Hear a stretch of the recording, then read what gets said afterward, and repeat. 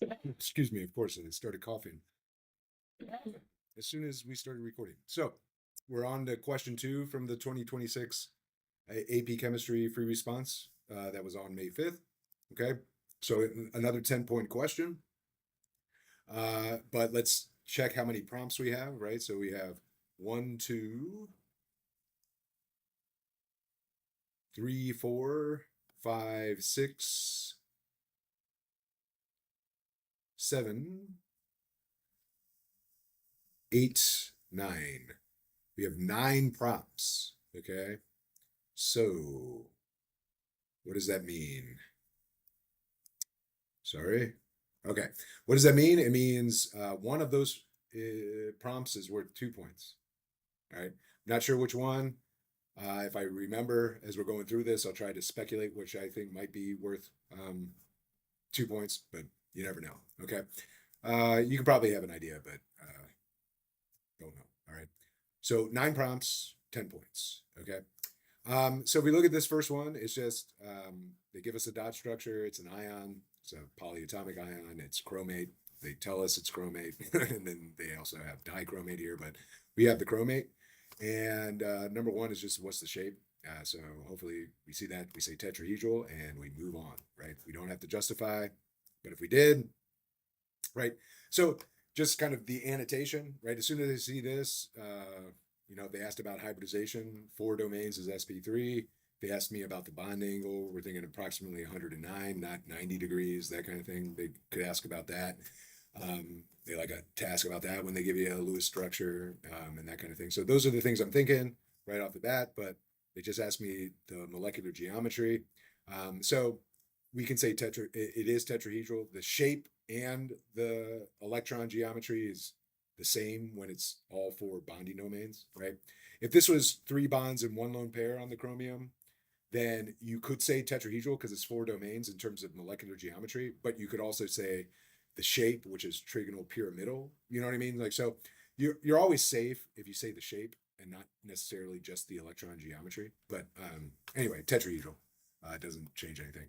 And again, you would just say the chromium has 4 bonding domains around it if you had to justify, okay. All right, the next one, they bring in a formal charge. Okay, so they have the structure set up for us here, and we want to draw a new dot structure for the same thing. So it's got to have the same number of valence electrons, but we want it to do better in terms of formal charge, and they want 2 of the oxygens to have zeros and 2 of the oxygens to have -1. So I think maybe right off the bat, you should say in this structure, all the oxygens are -1. How do we know that? Remember, oxygen comes in with 6 valence electrons.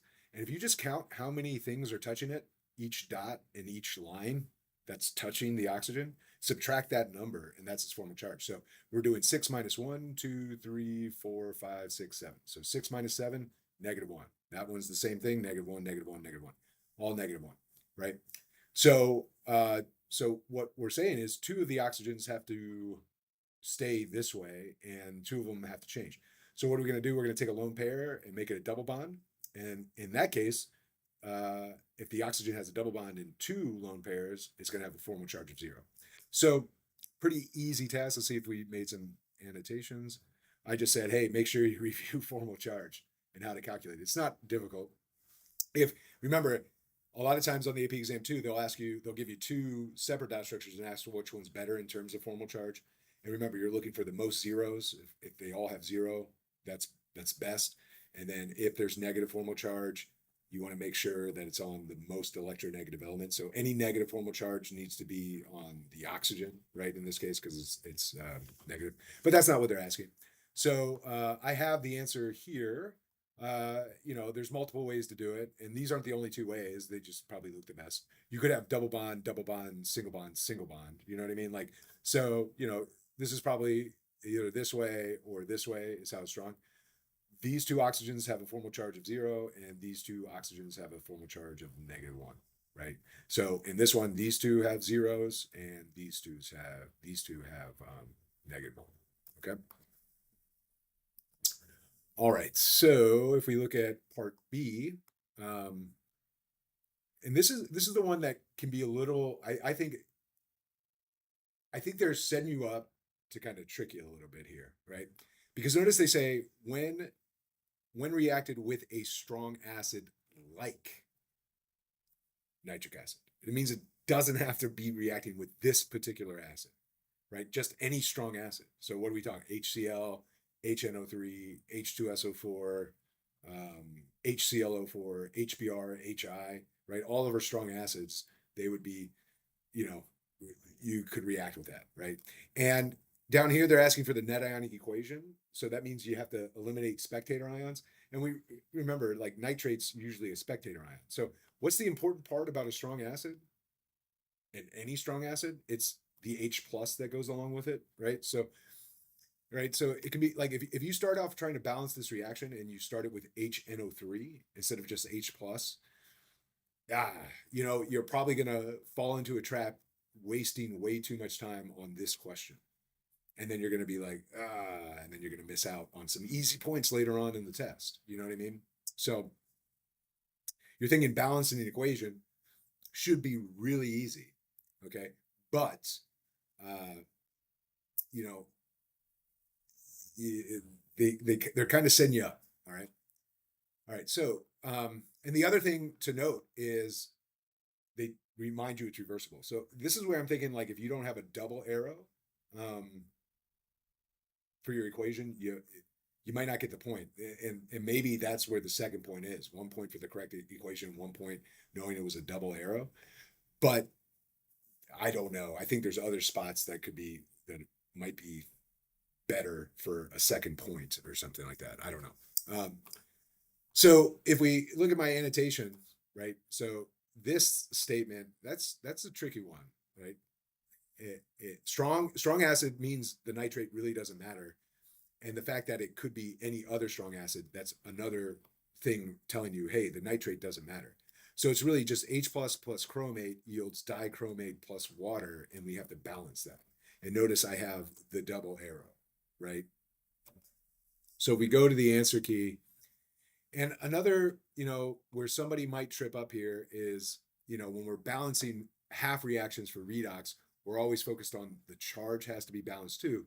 And charge does have to be balanced, but all they're looking for here is all you had to do is put a 2 here and a 2 here, and everything's balanced. Because if we count, we have 2 H's,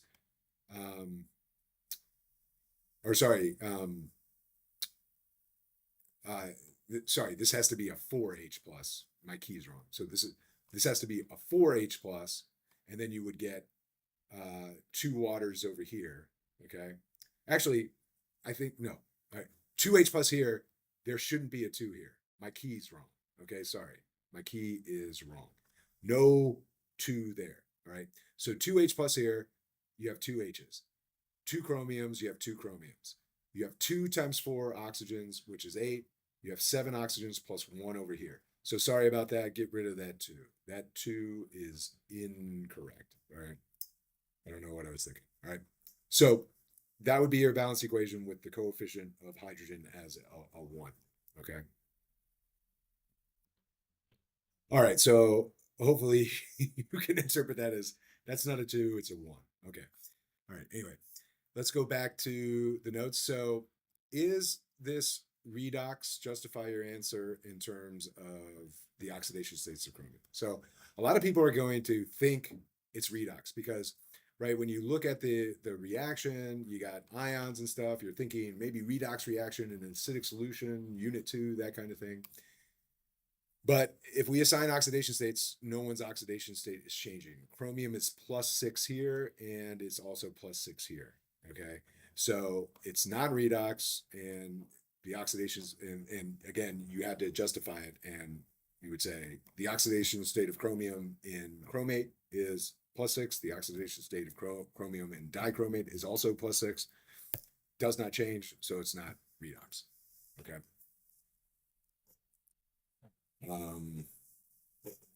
Okay. All right. So let's go back to here.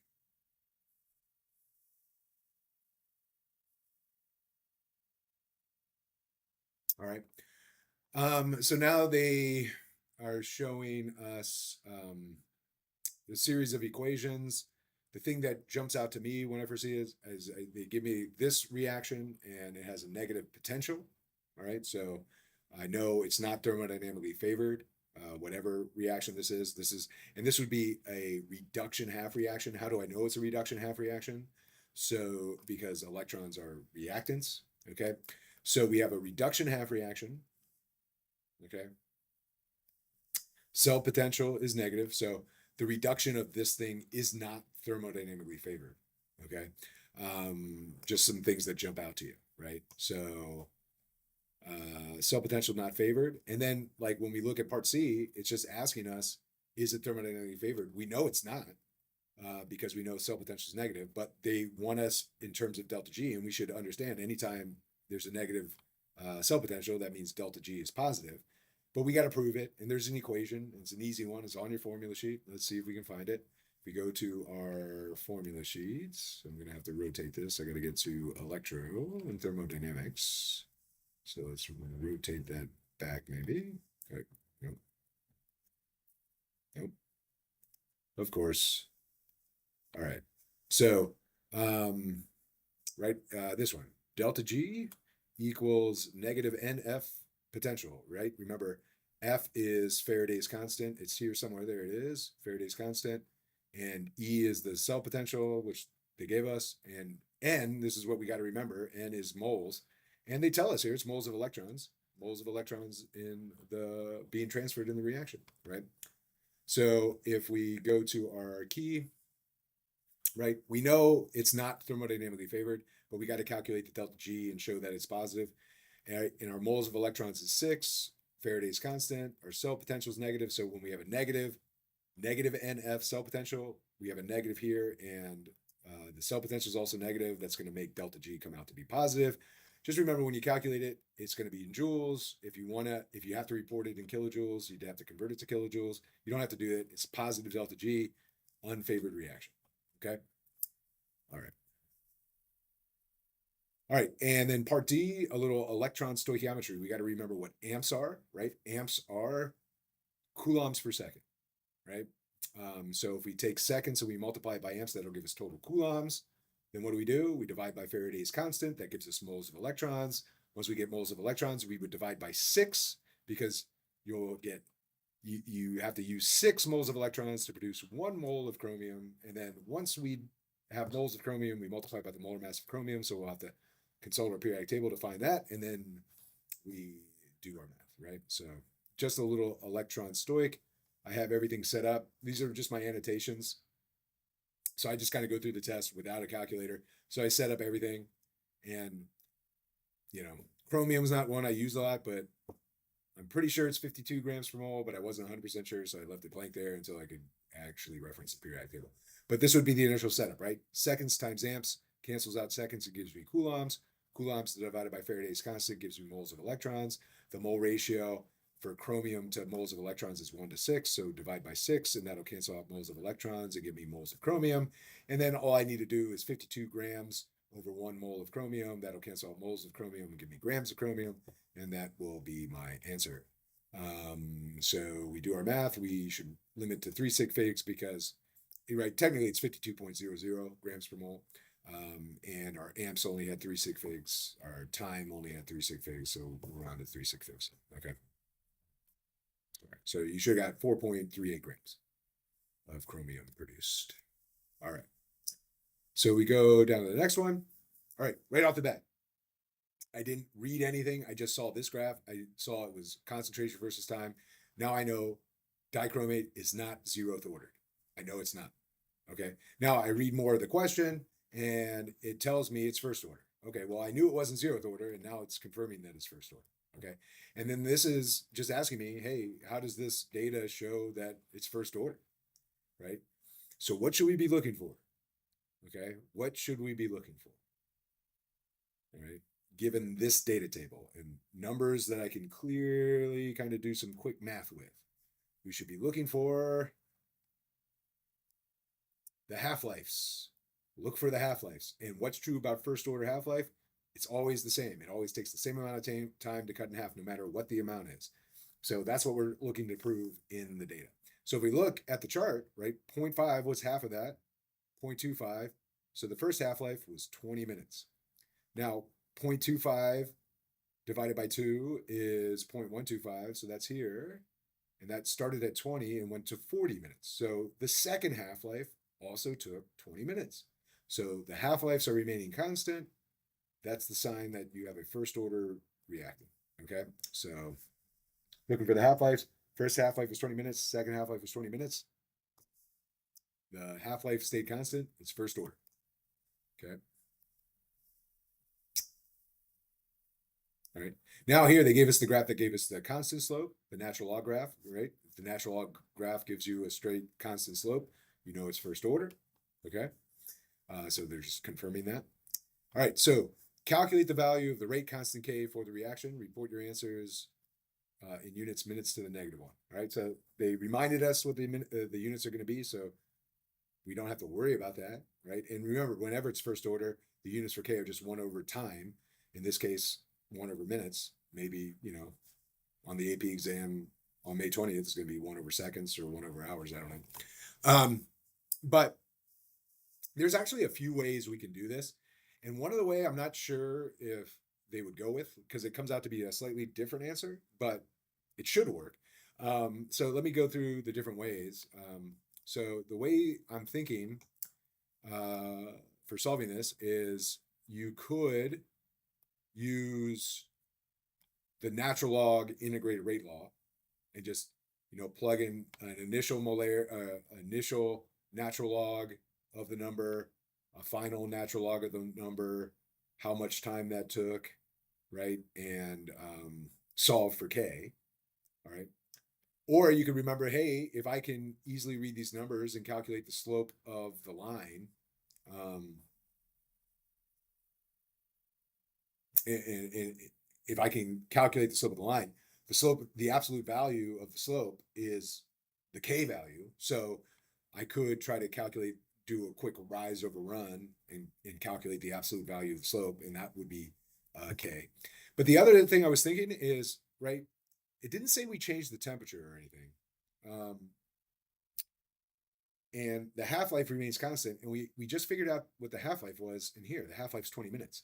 So I'm thinking because it's first order and we know the half-life's 20 minutes, to find K, we could use the T1/2 equals 0.693 over K equation and just do 0.693 divided by 20 minutes, and that should give us the same K value, okay? But let's do it the first two ways using this graph to figure it out. So again, I was thinking, so if we use the natural log, right? Again, I'm going to go back to the graph here. All right. So what did I do? I took the initial natural log of A at 0.8. So where is that on the graph? So negative 0.8. So I'm here. Okay. So I'm saying that's the initial, and I'm saying the final is where the natural log is -1. So that's the final.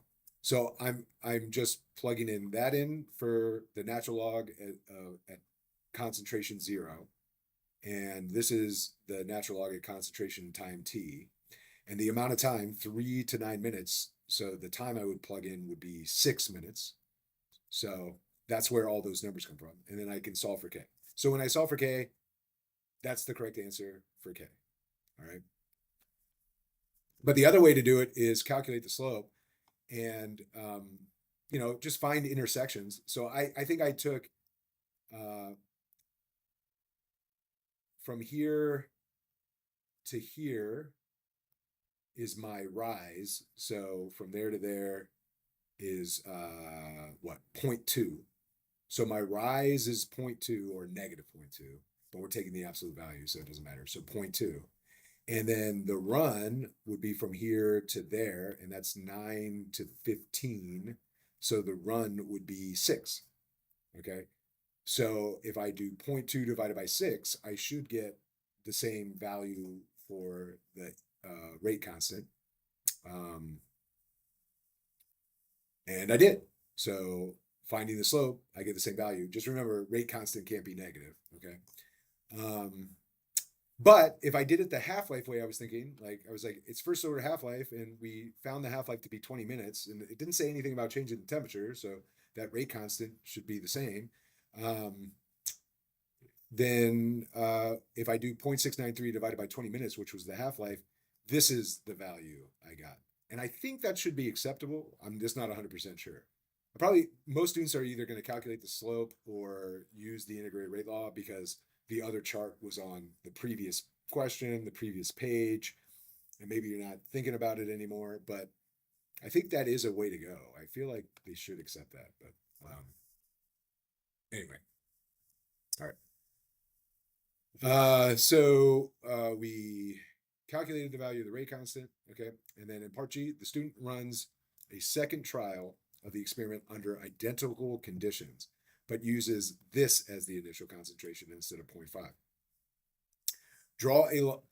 Draw the plot of that natural log of the concentration for that trial, and they already plotted the initial amount first.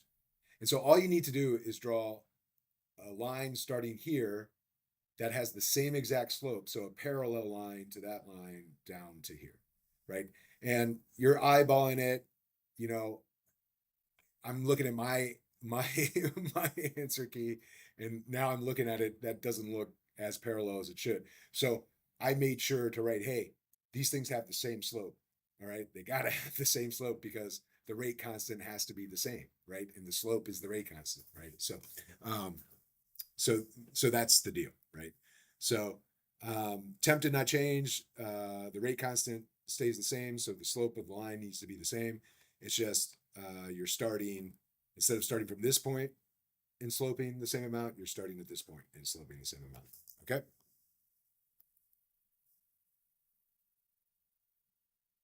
All right. Whoop. All right. So that's question 2. We'll stop there.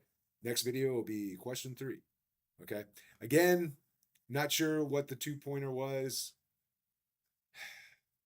Part of me feels like it could be that, you know, maybe you get the right balanced equation here, but if you didn't write a double arrow because they told you it was reversible, maybe you get 1 point for the correct balanced equation, but not for the double arrow.